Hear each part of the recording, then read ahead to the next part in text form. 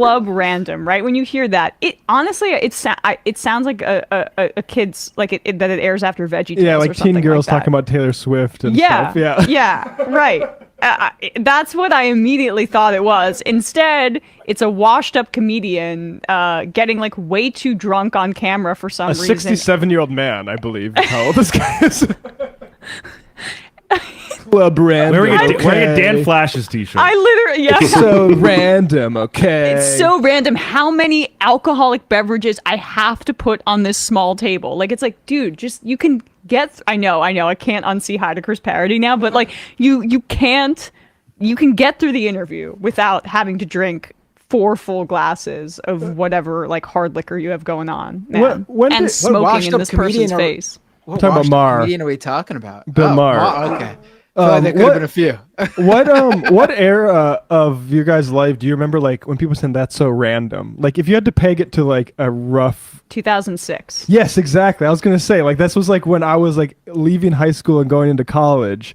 I was going to go earlier, even. Yeah. People were like, that's so random. Like, it was, like, from the era of Facebook where people were joining groups that are like, I go out of my way to step on a particularly crunchy leaf. Like, that's what level of Bill... That's where Bill Maher's at. Oh God, I'm so crazy. Here he is with Marianne Williamson, talking at her, because that's what good interviewers do. I'm also saying that when you just ride around, you just see a country that does not look like it's falling apart. Bill. Like, my eyes also matter. It matters what I read and what people tell me. My eyes matter. What the fuck, man? Like, that's yeah. No, I mean, that's just like the definition of reactionary thinking. It's just like, if I don't see the things with my own eyes, I can't believe that they're happening. And you would like to believe that as a society, we've moved past that level of like type of verification, but you see it all the time. Like, that's what people's trouble with the vaccine stuff is too. Like, they can't see germs. Yeah, they can't see it working. So like they know people who got COVID after being vaccinated, and so like it becomes impossible for them to subscribe to a belief system that allows for like a margin of error. You being within the margin of error. Right. But again, by the way, this is how literally every right-wing tough on crime kind of argument begins. It's about like what I see on the subway or what I see in Los Angeles. That's the thing, is it's contradictory, because like half of these people who are like lament what's going on in urban environments, like they love those like TikTok videos where somebody's like driving through an area where there's homeless people and pointing their phone out the window being like, look, it's what happened. And then on the flip side, you have this sort of thing where it's like, oh no, everything's fine. Like, but it's the same sort of reactionary, totally like wealthy reactionary. But yeah, I mean, most people don't just get Ubers everywhere, Bill. I'm also saying that when you just ride around, you just see a country that does not look like it's falling apart. Like, my eyes also matter. It matters what I read and what people tell me. It also matters that I just live in this world and I travel a lot and I'm out in the city a lot. You're a rich and guy. A lot of people are just living their best lives. And they're not all fucking rich. It's not all the top 20%. For all its horrible problems, this country still somehow, how we got through the pandemic and didn't go broke, I don't know. I mean, we probably will in the future. Maybe it's the inflation is part of that issue. Yeah, but sorry, like this is just how we didn't go broke. Like that's the problem, is like the government, there's money here, Bill. Like don't worry. We can find the money if we really need it. Like we lost a million plus people. Yeah, and part of the reason some of those people didn't go broke is because the government gave out checks, and that was pretty good. Yeah, but like, I mean, also we're not doing great. Like, rent is impossible. Like, I mean, this is just how out his of touch. eyes matters too, though. Bill Maher's eyes lives matter. Yeah, exactly. Go ahead. But also, it's like the idea that the idea that everyone though is just like, if they're doing bad, they're just out there like trudging around, shoulders slouched, like. There's people who go to work every day, serve, servers, service workers, delivery drivers that go out there with a smile on their face, and they're doing horribly. They're just doing what they need to do for work and to get by and to provide for their family, but they're not doing good.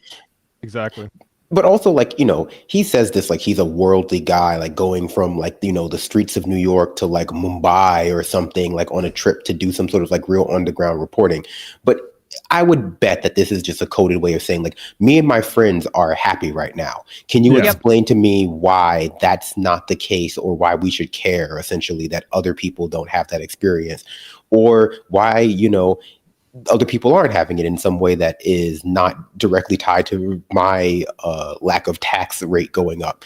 And that's just impossible. It's impossible to convince people who can entirely define the status of the world and how well it's doing by how they're doing, that the world is doing bad or good, unless they feel like it's doing bad or good. I think that's a good way that Americans have been kept from showing solidarity amongst the working class, from understanding just how bad things are getting, because we highlight voices of people like Bill Maher, who can look at their own social circle and their own like geographic location, go like, things are doing pretty well. What is everyone complaining about? And that's ultimately in 2016 why Hillary Clinton had such a hard time connecting with people, because like when you watch this and you can look around, like he's saying, and things aren't going well, you have to reckon with that. And most people aren't going to just go like, well, I guess I'm shittier than Bill Maher. I guess I just suck. And so I deserve to live like this. Maher's saying like, why, Marianne, is your discourse about people hurting not validating my individual experience? And it's like, your individual experience is completely irrelevant. The only relevance it has is that you should be taxed. That rich people run the world. Also, like, and like, it's so revealing that, like, look, I get like public transportation isn't what it is in LA, what it is in New York, but like that he says like it's not when I drive around, but when I ride around. This guy doesn't even drive himself. I'm sure. Okay, let's start over. I want the full context here, because again, I still can't understand the interview style where you cut off your interviewee, but here we go. I'm also saying that when you just ride around, you just see a country that does not look like it's falling apart. Bill. Like, my eyes also matter. It matters what I read and what people tell me. It also matters that I just live in this world, and I travel a lot, and I'm out in the city a lot, and a lot of people are just living their best lives, and they're not all fucking rich. It's not all the top 20%. For all its horrible problems, this country still somehow, how we got through the pandemic and didn't go broke, I don't know. I mean, we probably will in the future. Maybe it's the inflation is part of that issue. But I just don't see a country where the people are just seething and unhappy when I'm out. And that has to count for something. You know where I was last night? I was speaking to teenagers on Skid Row.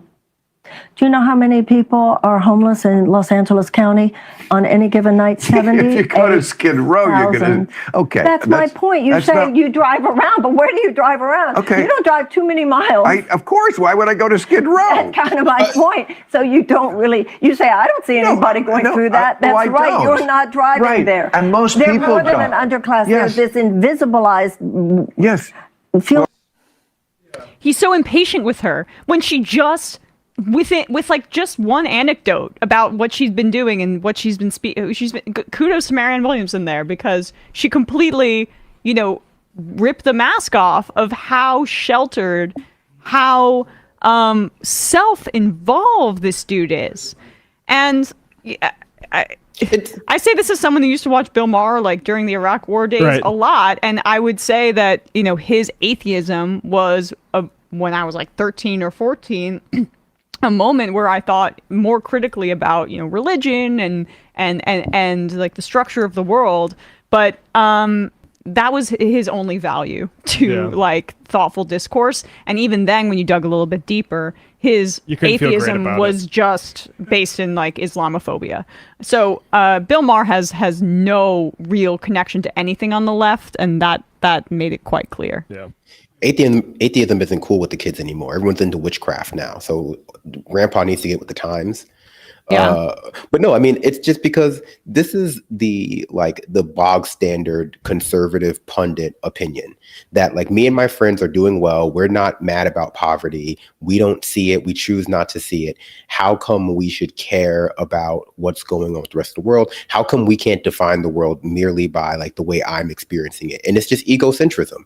It's just we highlight these people's experiences because they do the least amount of work to in any way contradict the status quo. And then, you fortunately enough, have someone like Marianne Williamson who doesn't even need to bring up any real statistics. She just goes like, yeah, but I've seen homeless people before. And he's like, well, yeah, because you go looking for them. And it's like, then what's the point of this conversation? You don't need to go looking for homeless people in downtown LA.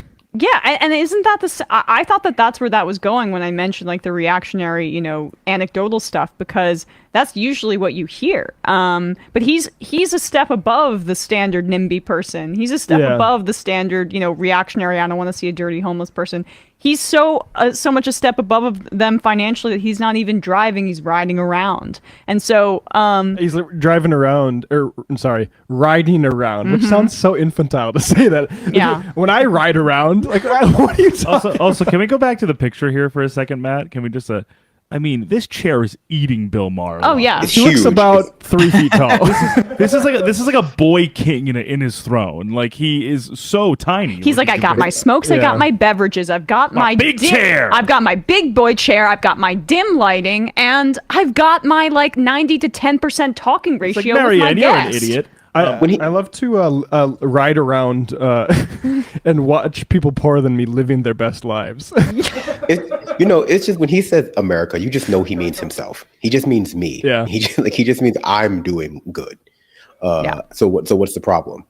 Which that's just the way we've encultured people here. Like, to think that that's like just the be all end all of politics. Like, how am I doing? And if you can't see it, then don't think about it. But then people fall into poverty. They fall into the cracks. Everyone is literally in this country usually like one accident and big medical bill away from going into bankruptcy or extreme poverty. And then the people who used to be highlighted will just slowly fall out of the media. Like, people just slowly fall out of the limelight once their stories no longer, exemplify the kind of America we want to show on these shows.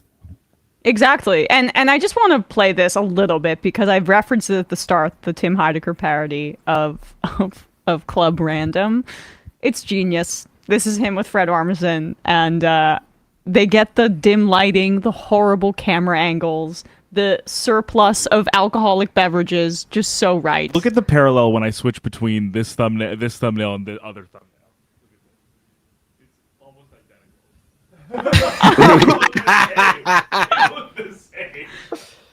All right, here we go. Talent on that show, I assume, because I don't know what you're playing on that show. Who do you play on the show? Uncle Fester. Right. Now that's a funny part, but you probably are not given the leash. Sure, I am. I mean, for real though? Yeah, for real. They let me. So they let you do whatever you want. In other words, you can say whatever you want on that show. I don't want to say anything outside of what the script is. All right. I'm not looking for that. I want to, I wanted to be a good Fester and just do my best. That's all. But there's other shows I've done where I've gotten because Netflix has got to come to you and say, "Hey, tone it down." They've got to. Listen, I know that you can't. There's shit that you can't say, and there's shit that you don't want to say because, hey, you know what? It's a paycheck. I like doing it. I had a fun time with it. So good for you. Yeah. I feel like I get to do a lot of fun stuff, and in general, like I have many opportunities to, But they don't let you so they don't with the difference between Wednesday and the other show you did, which I'm blanking on. Portlandia? That's it. Which was hilarious. Fucking hilarious. Thanks. That's a different environment for you. Yeah. Hey,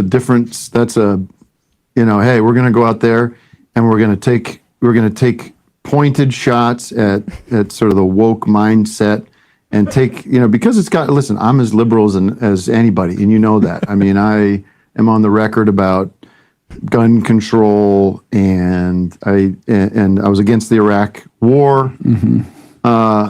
But then when you see what's going on in Portland with the people up there and the attitude, it's almost the opposite of liberalism, which is now. Okay. All right, we get it. Yeah. But that particular part is really good. Anyway, so I guys, check out love that the whole idea thing. of him not being able to say what he wants as Uncle Fester. Yep. Yeah.